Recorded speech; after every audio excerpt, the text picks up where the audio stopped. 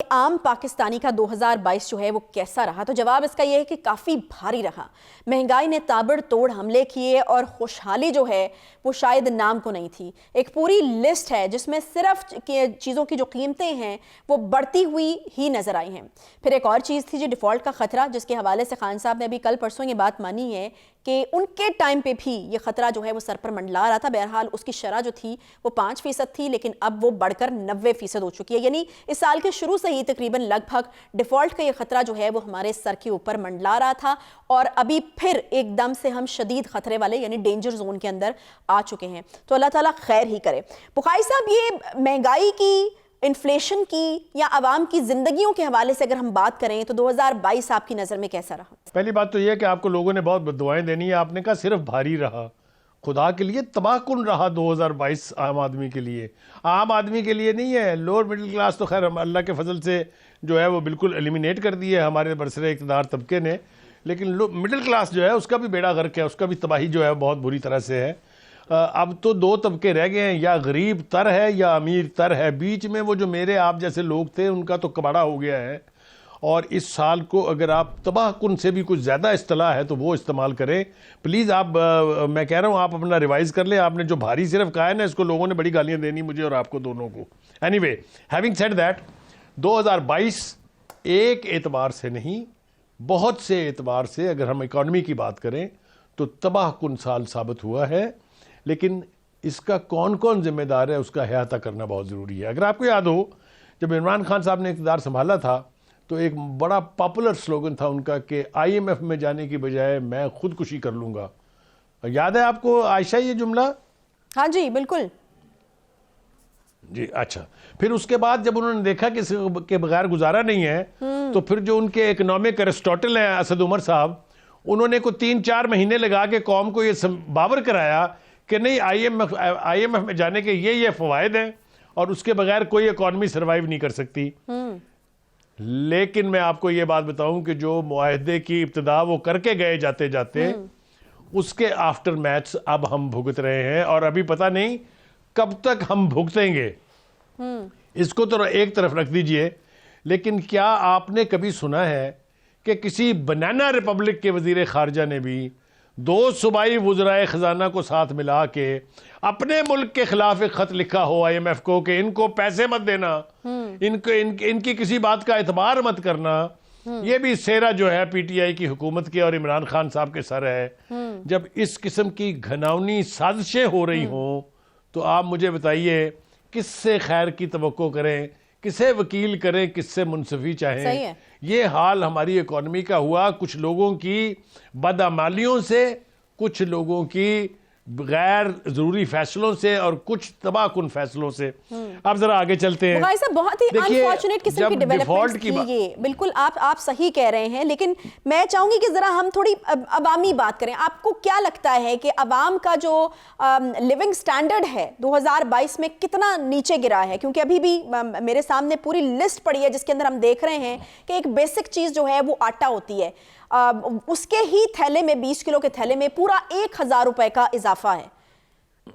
बाकी तो लिस्ट बहुत लंबी है। मुझे लग रहा है आज आपने बदुआएं जरूर लेनी है।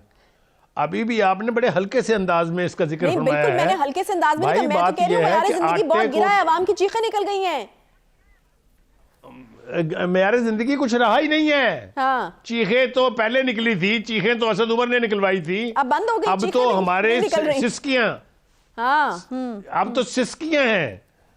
अब आ जाइए जनाब, जब हमने ये सारी तबाहकारियां देख ली तो फिर हमें बताया गया कि मिफ्ता इस्माइल साहब के पास पूरा एक प्लान है। वो जब वजीर खजाना बने तो लोगों को बड़ी हाइप जो है क्रिएट की गई उसकी। अब खुदा जाने उन्होंने काम अच्छा किया या बुरा किया, लेकिन जब वो गए तो उस वक्त तक IMF का मामला थ्रू हो चुका था। और फिर हमें बताया गया कि जनाब एक शख्स जिसका नाम इसहाक डार है वो पाकिस्तान के वजीर ख़जाना बनेंगे और उनके पास जादू की एक छड़ी है जो आते ही सारे हर चीज़ को ठीक कर देंगे। डॉलर की उड़ान ख़त्म हो जाएगी, बल्कि नोज डाइव नीचे आएगा। खुद इसहाक साहब ने कहा कि इसहाक डार साहब ने कहा कि मैं इसको 200 से कम पे ले आऊँगा। फिर हमें बताया गया कि पेट्रोल सस्ता होगा। लेकिन अभी तक उनके वादों के नतीजे में कौम को कोई रिलीफ नहीं मिला है। ठीक है, उन्होंने 10 रुपये लीटर पेट्रोल सस्ता कर दिया है, लेकिन जिस रफ्तार से इसी हुकूमत ने बढ़ाया था, एक एक बार में 30-30 रुपए फी लीटर इजाफा करके, और अभी भी हम सुन रहे हैं कि IMF ने तलवार उनकी गर्दन पे लटकाई हुई है कि आपने जो वादा किया था लेवी जो है पेट्रोलियम प्रोडक्ट्स पर, उसको 50% बनाने का, वो आपने पूरा नहीं किया है। दूसरा, उन्होंने हमें कहा कि जनाब आपने अपने टैक्स के अहदाफ हासिल नहीं किए हैं। तो वो जो IMF से रिलीफ मिलने की उम्मीद थी, वो भी अभी हवा में अटकी हुई है। मायूसी का साल रहा आवाम के लिए, यकीनन मायूसी का साल रहा ना। आवाम तो राह तकते रहे, इसहाक डार साहब की भी राह तकते रहे, क्योंकि दावे बहुत बड़े थे। उन्होंने कहा मैं आके ये कर दूंगा, फलां कर दूंगा, ढमकान कर दूंगा, डॉलर इस तरह से नीचे आ जाएगा, महंगाई इस तरह से कम हो जाएगी। तो हुआ जो है वो एक्चुअली कुछ नहीं। पिछले खान साहब की तो हमने बात कर ली, लेकिन पिछले 8 महीने की अगर हम कारकर्दगी इस PDM की गवर्नमेंट की भी देखें तो वहां पर भी आवाम के लिए कोई रिलीफ जो है वो मिल नहीं सका। उम्मीदें बहुत थी आवाम को। हमने कल भी इसके ऊपर बात की थी, अगर आपको याद हो आयशा। आज भी मैं इसके ऊपर बिल्कुल बात करने के लिए तैयार हूं। यकीनन वो उम्मीदें तो पूरी नहीं हुई, लेकिन कल जो गुफ्तगू की इसहाक डार साहब ने जो स्टॉक एक्सचेंज के साथ, पाकिस्तान स्टॉक एक्सचेंज के साथ, उसके अंदर उनकी जो बॉडी लैंग्वेज थी और उनके जो अल्फाज में जो वजन था, उससे यूं लगता है कि जो ये ख्वाहिश है कि डिफॉल्ट कर जाएगा मुल्क, वो तो शायद पूरी होने नहीं जा रही है। इमरान खान साहब ने कल अपने बयान में ये कह के कि हमारे दौर में डिफॉल्ट का 5% खतरा था, ये इकरार तो कर लिया कि इकॉनमी के हवाले से उनके दौर में भी सब अच्छा नहीं था।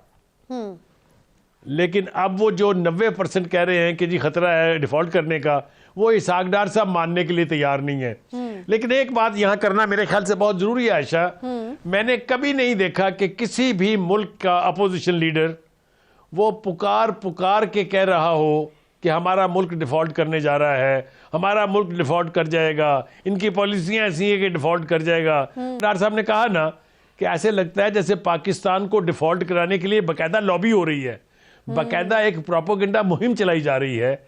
मेरे ख्याल से होता यह है कि चाहे अपोजिशन हो चाहे हुकूमत हो, जो इकोनॉमिक चैलेंजेस होते हैं वो तो यकजहती के साथ, वो तो इकट्ठे होके मुत्तहिद होके ही यानी उनको रिजॉल्व किया जा सकता है। कल एक बात चौधरी शुजात साहब ने एक बात बहुत अच्छी कही थी।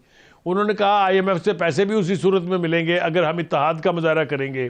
अगर हम इस तरीके से बिखरे रहेंगे, इस तरीके से एक दूसरों की गर्दनों के गले काटने के लिए तैयार रहेंगे, तो इंटरनेशनल जो मालियाती अदारे हैं वो भी कभी उस मुल्क के बारे में अच्छा नहीं सोचते हैं। तो मेरे ख्याल से हमें ये रवैया तर्क करना होगा कि हम वो नुकसान पहुंचाने के लिए आमादा हो जाएं जिससे बहसियत कौम हमारा नुकसान हो। आप सियासी मुखालफतबाजी में जो मर्जी करें एक दूसरे के साथ, लेकिन कौम का जहां मुफाद हो वहां तो इकट्ठे हो जाएं खुदा के लिए। अच्छा बुखारी साहब, 20 रुपए का ऐलान हुआ है रोटी का कि रावलपिंडी में रोटी जो है वो 20 रुपए की मिलेगी। मतलब ये जुल्म की मेरे ख्याल में इंतहा है। गरीब आदमी जिसने अपना पेट जो है वो रोटी से भरना होता है। तो 2022 में एक जो गरीब आवाम के लिए एक और दिल दहला देने वाली खबर है वो तो आ चुकी है। आप देखते हैं कि बाकी मुल्क में जो है वो कब इस चीज़ का ऐलान जो है वो होता है। तो 2022 एक और जख्म देकर जा रहा है कि रोटी 20 रुपये और नान की कीमत 30 से 35 के बीच में मुकर्रर की जाने वाली है।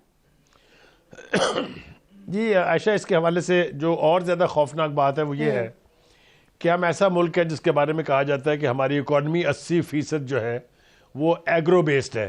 यानी हम वो मुल्क हैं जो न सिर्फ अपने लिए खाने पीने की अशिया पैदा करते थे बल्कि एक्सपोर्ट करते थे उसको।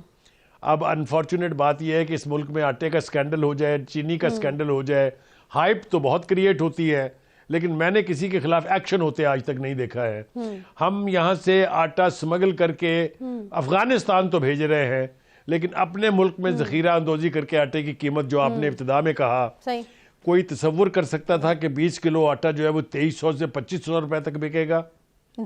और आप बाकी भी किसी चीज को जाके जरा हाथ तो लगा के देखें कि क्या हो रहा है।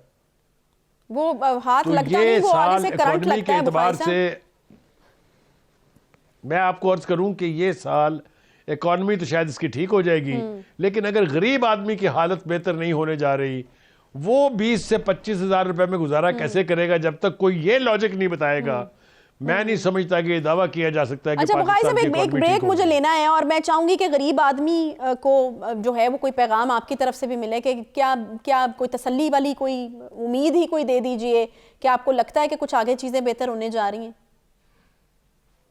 देखिए, मैं आपको ये बात तो अर्ज कर दूं बिल्कुल, और मैं ये बोल रहा हूं उसी एक जो मेजॉरिटी है हमारी आबादी की, हमारी पॉपुलेशन की, उनके बिहाफ पे, कि कोई हुकूमत अपने यानी टेन्योर को मुकम्मल नहीं कर सकती अगर उसने आम आदमी को रिलीफ ना दिया। ये दुनिया की पॉलिटिक्स का तरीकाकार है, यही यहाँ होगा। तो उनको जितनी जल्दी मुमकिन हो गरीब आदमी को रिलीफ देना पड़ेगा। सही है। कोई हुकूमत अपने आप को कामयाब करार नहीं दे सकती अगर उसका आम आदमी जो है वो चैन की नींद ना सो रहा हो।